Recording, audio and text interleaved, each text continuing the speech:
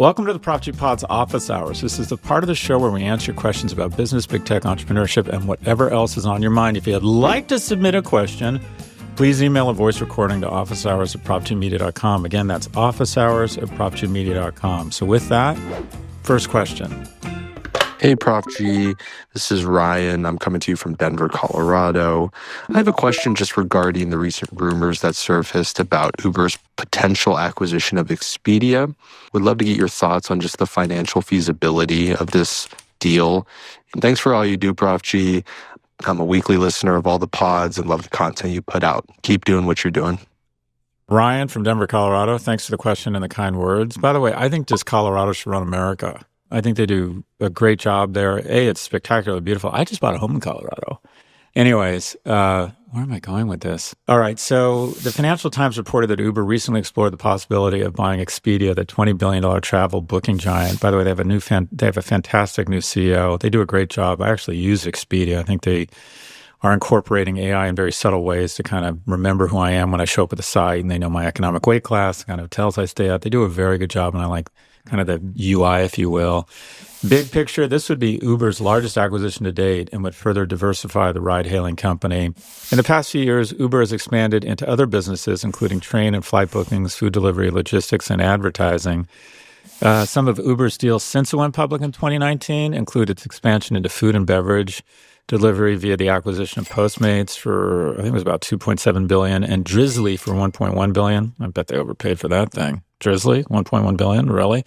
It also went into the freight and logistics business through a $2.25 billion purchase of Transplace. Uber also purchased Careem, a Middle Eastern ride-hailing business, for $3.1 billion. Wow, that's serious shit.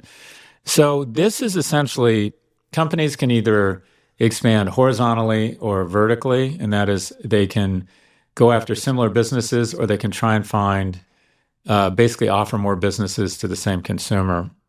I kind of like the idea of one app that uses AI, and I say, okay, so tonight I'm going home to London. I like the idea of hitting the app and it using AI. It says, okay, when do you want to travel, how many people, and it kind of does the whole thing. It says, all right, these are the flights we think you'd want to go. These are the hotels we think you'd want to stay at. By the way, we're going to is asking you a bunch of questions once you figure it out and say, I want this. Use voice-enabled AI. We're going to set up the Ubers. We're going to set up the right seat for you on the plane because we know your preference. There's going to be a travel app that just takes you off the table. And I also think that Uber has such an incredible... Uber's primary asset is it has user interface and custody of the consumer, incredible trust with, I don't know what they have, 100, 200 million people. Also, I would absolutely be going shopping if I was Uber's head of corporate development right now. The stock is up 56%, meaning they're kind of playing with the house's money. And Expedia's market cap, just under 20 billion, they probably have to pay 25 or 30. Their stock is up 24% year to date. But Uber's market cap is 173 billion. So you're talking about what is potentially probably about a 15% dilution. For them to have those assets and those additional consumers, I do think there'd be synergy there. More Uber towards Expedia than Expedia towards Uber. Also, Dara knows the company really well. What are the successful acquisitions? Well, first off, very few of them. Only 1 in 3 acquisitions works or pays off. Why? Because it's kind of the lazy CEO's way to greater compensation. What do I mean by that? All behavior in a company can be reverse engineered to the compensation of the senior executives. And the way compensation works for a CEO is the following. The compensation committee looks at the compensation of CEOs in that industry of companies that size. So there is an incentive to get bigger. Also, there's an incentive to diversify into other fields such that it smooths out your earnings. And everyone's looking for the transformational acquisition that's going to do for their company what Instagram did for Meta or what YouTube did for Alphabet, right? A great acquisition can be transformational, but you almost always overpay because the assets you want are expensive and they want a premium and they can only sell once. And they almost always, generally speaking, overpay for the acquisition. So most acquisitions don't work out well. And the most valuable company in the world, Apple, effectively does almost no acquisitions because they see their culture as being very important. They don't want to overpay and they'd rather build stuff. Anyways, in this instance, I think it's a really interesting idea. I like it. The dog likes it. Question number 2. Hey, Scott, this is Barton in San Diego. I'm a longtime listener, and I always appreciate hearing your good faith, well thought out point of view, even when I disagree. Something you bring up a lot is how Europe has stagnated economically while the US enjoys growth over recent decades. For me, it seems like the growth is mostly on paper and mostly for the rich, while the average European enjoys, in practice, a much higher and more secure quality of life. What am I missing here? And what do you think the US can do to ensure that security while maintaining growth? Barton, that is a really thoughtful question. And also, I just want to acknowledge there's some truth to what you're saying because most of our stats look at economic growth in aggregate, look at household income in aggregate. First off, let's acknowledge the U.S. has been driven by the prosperity of the top 1%. And I think one of the unhealthiest metrics we have out there is the Dow Jones or the NASDAQ because it gives you the impression that the economy is doing really well. Well, guess what? 1% of the American populace owns 90% of the economy. So essentially the Dow Jones Industrial Average and the NASDAQ are metrics on how well the 1% is doing. And guess what? 71 new highs this year. So, okay, spoiler alert, the top 1% are absolutely killing it. But also, the American public lets it happen because one of our superpowers is our optimism. And people believe there's a shot they're going to be in the 1%. So how would you categorize or how would you summarize the American economy? I still believe that America is the place that if you're talented and want to go flat out, you just want to run so fucking hard, you want to leave it on the field, you're not working to live, you're living to work, you want to be economically secure, you really want to go after influence, power, and economic security, America is absolutely the best place. Things just go slower. In Europe, average incomes in Europe lag 27% behind the US with wages that are 37% lower. If you took out London out of the UK, essentially the household income is lower than it is in our poorest state in the US, Mississippi. Between 2010 and 2023, the US saw its GDP grow by 34%, while the EU managed only 21%. So a lot of people say, what's the difference between Europe and the US? It's a few things. On a very base DNA level, the U.S. is everyone who decided to leave, and Europe is everyone that decided to stay. Think about that. The people who left, and by the way, they're selfish. My mom left 2 siblings that were still in an orphanage. Both her parents were gone. That was a selfish move. But she came to America, and off a secretary's salary, my mom lived and died a secretary, but we, as an upper, lower middle class family, I think we had better lives than the majority of our family that stayed in the UK. Now, why is that? Risk-taking, infrastructure, natural resources, incredible education institutions, geographically blessed with friendly Canada to the north and harmless Mexico to the south, more oil reserve. We're the largest energy producer in the world, largest coal. We're just so blessed.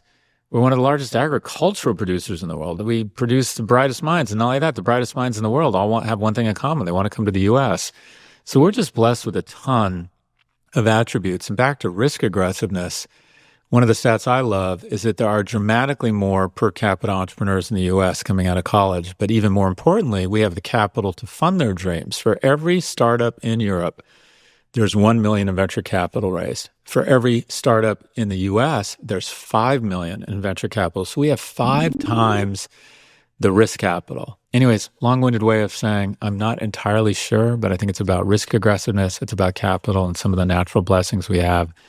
And if Europe wanted to inspire growth, they would need to have government subsidies to tech companies and also a bigger investment in a world-class engineering educational institutions. Thanks for the question. We have one quick break before our final question. Stay with us. Welcome back. Question number 3. Hi, Scott. I'm in my mid-30s, married, and have a 2-year-old. I manage 3 properties while working 2 jobs. Growing up, my parents always did everything themselves to save money.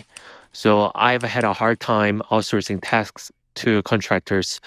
Even though I know hiring help would make things easier, I tend to focus on money I save doing it myself, which ends up taking more time and adding stress.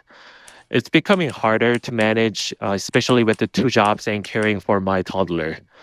I want to scale up and start investing in commercial properties, but the amount of work I already have is holding me back.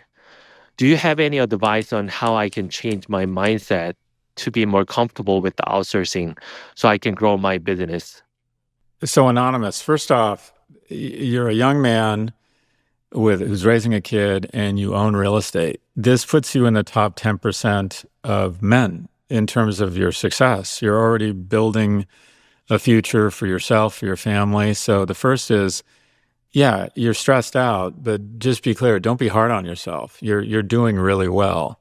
And if you are feeling stressed and occasionally sort of overwhelmed, that's kind of where you should be. The arc of happiness, where you have the y-axis is happiness and the x-axis is age, it looks like a smile. And that is 0 to 25 is beer, prom, making out. It's a lot of fun, Star Wars. 25 to 45 is what I call the shit gets real part of your life. It's hard, economic stress. Kids are stressful. I mean, I know it's supposed to be all like fun and Hallmark moments and things to make TikTok. It's not. Generally speaking, when people have kids, they're less happy.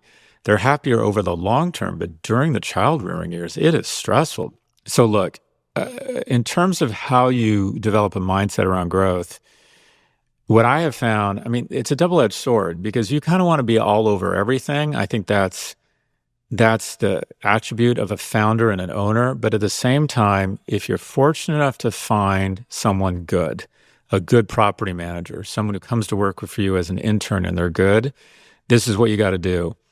You got to be generous with that person and make it near impossible for them to leave. Why? Because greatness, right? And a more boring word for that is scale. Greatness and scale is in the agency of others. And my kind of core competence is storytelling, but my superpower is the ability to attract and retain really talented people. And by the way, that's not just paying everyone more. If someone isn't working out, you got to get rid of them. You're a small company. You don't have time to find the right role for them. I am pretty harsh that way. To get to the first 10 or 20 super people, it takes me 30 to 50. And it's not fun. It's not aspirational. It's not pleasant, but it's hand-to-hand combat in the beginning. But when you find someone really good, you got to sit them down and you got to say, this is our plan. We're going to buy commercial property here. We're going to build this asset. And I'm going to give you 1, 2, 3% of the profits, whatever it is. Give them ownership. You want them to act like owners. And the only way to make them act like owners is to make them owners. And that is say, I have my shit together. This is my plan. This is how we're going to raise capital, buy commercial properties. This is the opportunity. And this is why you are going to participate in our success. You should be able to recognize those people and to let go and to not be all over them. So give them some slack, but the key to any type of scale, the key to you not being totally stressed out, and by the way, you're going to be stressed out. Owners have to be all over almost everyone, almost all of the time. Greatness is in the agency of others. Focus on finding the right others and keeping them. That's all for this episode. If you'd like to submit a question, please email a voice recording to officehours@profgmedia.com. Again, that's officehours@profgmedia.com.